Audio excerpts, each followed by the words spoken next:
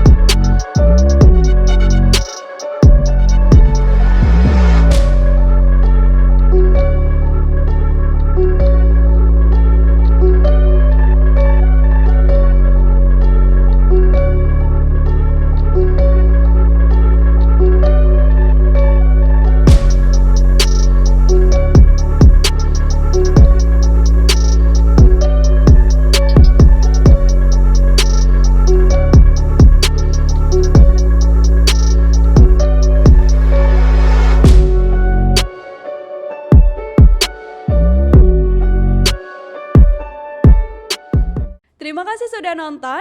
Jangan lupa like, subscribe, dan share ya.